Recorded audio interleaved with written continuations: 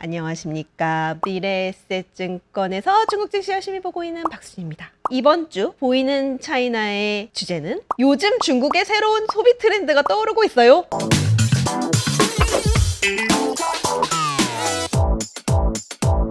제가 5월 말에 중국 출장을 다녀왔습니다. 근데 중국 출장에서 만난 업계 관계자들과 굉장히 다양한 얘기들을 나눴는데 요즘 중국 소비 관련해서 굉장히 새롭게 떠오르는 트렌드가 있다. 다 통틀어서 신소비라고 부른다. 그럼 그렇다면 신소비가 무엇인가에 대해서 저희는 이제 알고 있어야겠죠. 그렇다면 중국의 소비 상황이 최근에 좀 좋아졌느냐라고 했을 때 좀 완전히 좋아졌다라고 평가하기 좀 어려울 것 같아요. 중국의 소매 판매 지표 자체도 보면은 좀 올랐다가도 다시 빠지고 최근에 좀 흐름이 왔다 갔다를 반복하면서 이렇게 좀 자리를 잡지 못하는 모습들, 전반적으로 소비가 좋아졌다라고 평가하기 좀 어렵다라는 거고요. 세부 항목별로 좀 살펴보면 소비 촉진 정책 중에 가장 대표적인 2구 환신 정책의 수혜를 받고 있는 가전이라든지 아니면 가구 아니면 통신기기 이런 쪽에서는 활성화되고 있다라는 것들을 좀 확인할 수 있고요.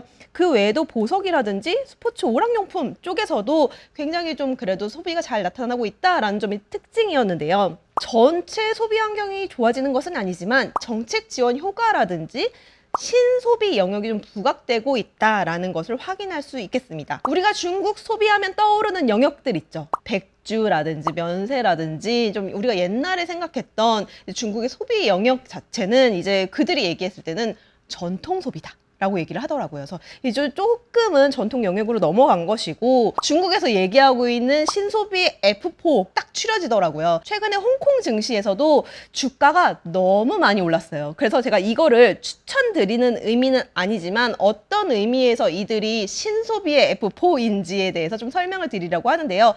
사실 이 배경은 팜마트라고 하는 피규어를 팔고 블라인드 박스, 내가 좋아하는 캐릭터가 나올 때까지 계속 사들이는 그런 블라인드 박스로 인해서 최근에 실적이 굉장히 많이 성장했고 이런 것들이 글로벌리 지금 해외 시장 진출해서 굉장히 적극적으로 하고 있는데 인기도 너무 많다고 합니다. 보시면 우리 익숙한 얼굴들 있죠. 리사, 로제, 아니면 리한나 이런 글로벌 셀럽들이 이걸 가방에 하나씩, 이 캐릭터를 하나씩 다 들고 빼꾸를 하고 다니고 있다라는 것에 있어서 굉장히 이슈가 되는 현상이고요. 중국에서는 10대들의 마오타이주래요. 이게 100위안 주면은 그 가격이 엄청나게 가치가 오른다라고 하더라고요. 그래서 이런 쪽으로 지금 소비가 굉장히 많이 되고 있다라는 꼭지에서 팜마트가 인기가 많다라고 보시면 좋을 것 같고요. 그리고 라오프 골드, 라오프 황금이라는 또 이제 금 액세서리 이런 쪽인데 사실 금 액세서리는 최근에 금 가격도 많이 올랐기 때문에 그리고 이런 것들을 사고 나면 이제 이 자산이 또 증식되는 효과가 있기 때문에 이런 쪽에 지금 소비가 많이 일어나고 있다. 그리고 밀크티 같은 거 중국에서 많이 사 먹다 보니까 이런 쪽에서도 지금 인기가 많아지고 있고 신소비에서 음식료를 대표하는 한 주자다라고 보시면 좋을 것 같고요. 나머지는 화장품. 마오거핑이라고 하는 화장품 브랜드인데 중국에서도 사실 이게 불황형 경제, 소비 다운그레이드라고 말씀을 드렸잖아요. 그러니까 립스틱 경제의 한 일환으로서 저도 제 가방에 립스틱 많거든요. 그래서 이런 쪽으로 지금 다양한 색조를 통해서 내 자신을 예쁘게 꾸며서 감성을 충족시켜주는 이런 소비 트렌드들이 여기에 종합적으로 다 반영하고 있기 때문에 신소비의 F4라고 불리는 겁니다. 최근 신소비로 떠오르는 것들을 좀 살펴보면 이 트렌드 배경이 있습니다. 첫 번째는 세대 교체. 중국에서도 MZ세대의 중심의 감성 그리고 가치 소비가 좀 부상되고 있는 상황이고요. 그리고 팬덤 문화도 그들에게는 굉장히 좀 일반적으로 좀 많이 보편화된 문화죠. 그래서 필요해서 꼭 사는 것이 아니라 내가 너무 갖고 싶으면 이제 소비를 하게 되는 그런 마음을 굉장히 중시하는 소비 트렌드가 변화되고 있다라고 보시면 좋을 것 같고요. 그 외에도 모바일이라든지 SNS 확산, 그러니까 브랜드의 정보라든지 유통 방식이 완전히 변화가 됐고 내가 소비하는 영역들을 또 SNS에서 자랑하고 서로 정보를 공유하고 이런 문화들이 좀 많이 확산된 것도 영향을 끼쳤다. 그리고 문화적 자신감. 중국에서 이제 만들어내는 다양한 IP 관련된 거라든지 애국 소비 아니면 중국의 전통 문화 이런 쪽에서도 자신감이 좀 나타나면서 그걸 기반으로 한 굿즈 상품들이 좀 소비가 늘어나고 있다라고 보시면 좋을 것 같고요.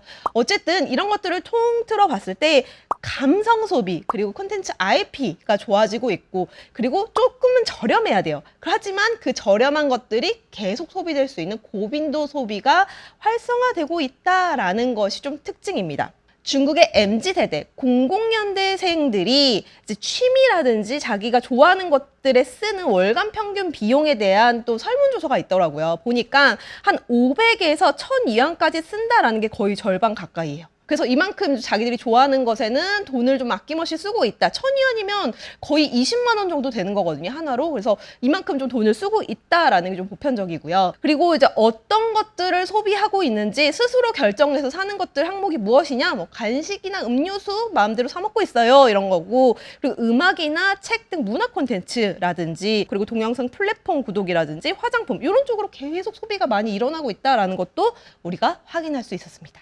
선호하는 소장 물품들, 그러니까 이제는 그들이 무엇을 갖고 싶어 하느냐 그리고 무엇을 소장하고 싶어 하느냐인데 이제 뭐 전혀 없다라고 얘기한 층도 분명히 있지만 연예인 관련한 굿즈라든지 아니면 또 피규어 랜덤 박스가 3위예요. 이런 식으로 지금 피규어, 굿즈 이런 쪽으로 소비가 굉장히 늘어나고 있다라는 점도 최근 신소비를 끌어가는 배경 중에 하나다라고 보시면 좋을 것 같습니다. 제가 신소비라고 말씀드렸던 이 앞에 종목들은 최근에 주가가 너무 많이 올랐어요. 그러면 이것을 지금 따라서 살 것이냐 아니면 그냥 지켜만 볼 것이냐가 이제 좀 관건이 되겠죠. 근데 저는 우선 너무 많이 올랐기 때문에 이제 고평가 부담이 좀 있다라고 생각을 합니다. 분명히 그들의 성장 스토리는 좀 탄탄할 수는 있겠지만 고평가 부담이 있고요. 그리고 또 이런 소비 트렌드는 또 너무 빠른 유행 주기가 있다 보니까 새로운 이 브랜드들에서 신제품이라든지 신규 확장 계획이 있는지 없는지가 굉장히 중요할 것 같아요. 근데 그런 게 없이 그냥 지금 형태로 계속 간다라고 하면 매력도는 당연히 떨어질 수밖에 없겠다라는 거고요. 그리고 지금 이런 업계에서도 뭐 장난감이든 화장품이든 음식료든 이런 쪽에서는 지금 경쟁이 또 굉장히 심화되고 있다라는 점도 유의하셔야 됩니다. 왜냐하면 진입 장벽이 너무 낮기 때문이죠. 제가 뭐 팜마트나 이런 데 것도 지금 중국 현지 가서 많이 보고 했지만 그 옆에 이런 비슷한 사업 모델을 가진 다른 브랜드들도 굉장히 샵들도 많고 사람들도 많이 있더라고요. 그렇기 때문에 이게 향후에 뭐 이런 팜마트 같은 사업 모델을 가진 이런 기업들이 뭐 IPO를 한다 아니면 사업 확장을 한다 이런 쪽으로 해서도 굉장히 경쟁을 피하기 어렵기 때문에 이런 부분들은 좀 유의를 하셔야 될 것 같고요.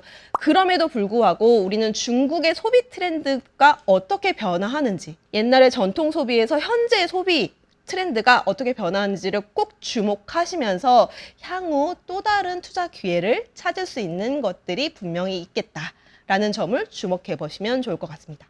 오늘의 보이는 차이나는 여기서 마무리하도록 하겠습니다. 감사합니다.